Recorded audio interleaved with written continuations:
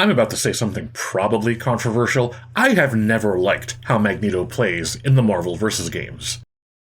With the advent of Marvel Tokone Fighting Souls, we are going to be getting a brand new Marvel game in many ways. Marvel heroes through the bombastic visual flair of Arc System Works and 4v4 tag fighting like you've never seen before. But I am personally excited for a different possibility. The Marvel fighting games are a storied legacy whose history lives in its frantic gameplay, its iconic characters, and its historical moments created by its fans. With Tokone, Arc System Works is no longer bound to the legacy set forth by Marvel vs. Capcom, and thus has free reign to reimagine Marvel characters and their movesets in a brand new way. Which is exciting to me, because I've never liked the Magneto from Marvel vs. Capcom. Not because he's bad, that is empirically untrue, but because he does not feel like Magneto.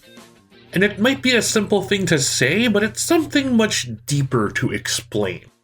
To really dig into this, we first need to understand the entire recipe.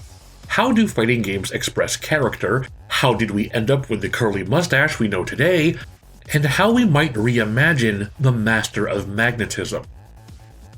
Perhaps this isn't a very popular opinion, but I like to look at fighting games as works of art. And I don't just mean the animation, character design, or any individual element. I mean the full experience of playing a fighting game as an artistic expression. Video games stand apart from other mediums because they aren't simply a receptive form of art where you observe or listen. It is a tactile art where your input is part of the experience, utilizing gameplay in tandem with its other elements to capture a concept. Things like input delay, movement speed, hit stop and impact, even damage output. This is the language that designers use to express who this character is and deliver that experience in tangible form. Which is why I always thought it was weird that Capcom's Magneto is a triangle-jumping rushdown speed demon.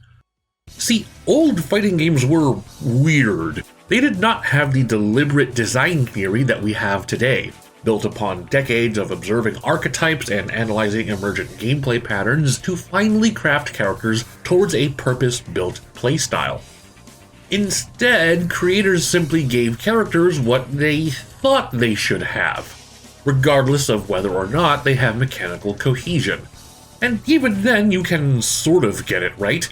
Wolverine should be rushing at you with wild abandon and tearing you into finely diced meat chips. And because these movesets were so slapdash and incoherent, players who wanted to get better at the game had to figure out how these separate pieces fit together to optimize their gameplay. And that's why we have Curly Mustache. Let's pretend it is the year 1994 and I am an enterprising Japanese fighting game dev whom I shall make grossly oversimplified assumptions about, and I was being tasked to make Magneto. I'd start thinking about what can Magneto do, and I'd end up with the following list. And if you look at Magneto's move list, you can see that he pretty much hits all the check marks. But if you arrange them in a specific way, even if the designers did not intend for Magneto to be a high-flying rushdown character, that's the playstyle that emerged once players figured out how to utilize these separate moves. So let's do a little exercise. Let's take Magneto back to the board and reimagine him from the ground up. My personal take is that the best fighting game characters are the ones whose personalities and stories are also part of their gameplay.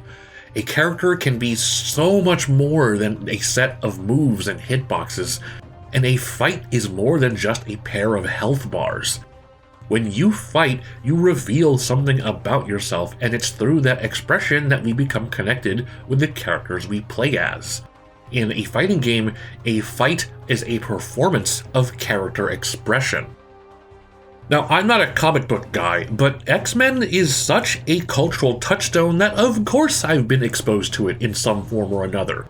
I grew up watching the cartoons and the movies, and I played a few of the games, and no one has more sheer presence than Magneto. When I see Magneto show up for a fight in any extension of media, he's not there to throw punches and kicks. Magneto is tossing cars and lifting suspension bridges. He is stopping bullets with his mind. He is annihilating an entire room full of dudes with an iron golf ball while he casually strides through. To me, Magneto is a sheer force of destruction and hate. The guy who will threaten us with everything mankind depends on to protect ourselves.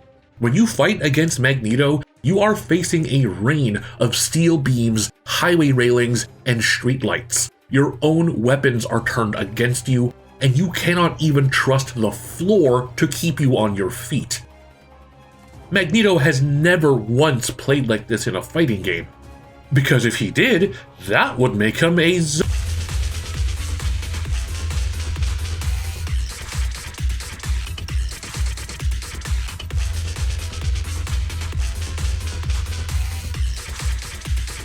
This is probably something that will get me lynched by the FGC at large, but hear me out.